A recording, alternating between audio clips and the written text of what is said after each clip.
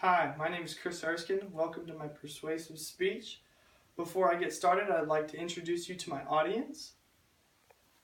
My father, Pat. Hey, Chris. My mother, Jill. Hi. And my sister, Joy. And they're going to be listening to me, and hopefully I can persuade them as well as the rest of anybody who is watching this video. I'd like to start off with a quote from John F. Kennedy. He says, "Physical fitness is not only one of the most important keys to a healthy body, it is the basis of dynamic and creative intellectual activity." And I think even when he was president way back when, he understood how important it was to be physically active and create a healthy lifestyle for you. And he even implemented things called presidential physical fitness and things like that over the nation. And he was able to create healthy lifestyles for young men and people in high school and things like that. And I really appreciate what he did, and I can respect how important it was to him. In order to help y'all understand healthy living, I've researched the following sources to get some data from the West Virginia Department of Health and Human Resources, the CDC, which is the Center for Disease Control, ran by the government, as well as the APA, MyDailyIntake.net, HealthyEating.com, and MediWeightLossClinic.com. And I think these places had good facts that will be easy to understand, and hopefully I can put these in perspective that will make you want to change even just one thing about your lifestyle to make it healthier. Even though we may not think so, obesity is a problem that can lead to bigger problems down the road and affect your life in a big way. Many of us can live healthier lives, even if we just broke down what we ate for breakfast, what we ate for lunch, what we ate for dinner. We could find something that we could eat, and we could substitute it maybe for healthier, maybe eat more vegetables, even though people don't like vegetables. I mean, sometimes we just have to eat things that will make our bodies operate at its maximum capacity. And currently, about 31.7% of adult Americans are obese, which is kind of disturbing and saddening. And I think those numbers can be decreased dramatically if we just take into consideration what we eat, how much we eat. You know, sometimes we eat a whole lot of good food, and sometimes we can eat a little bit less, and it'll be just as good for you.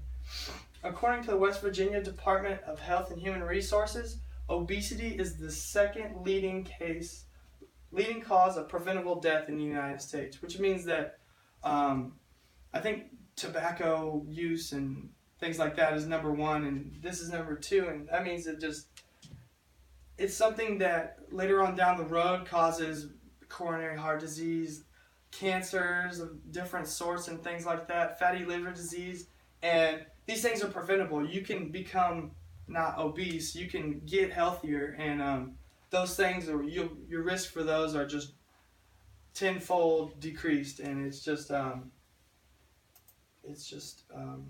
we need to look forward to and look into more.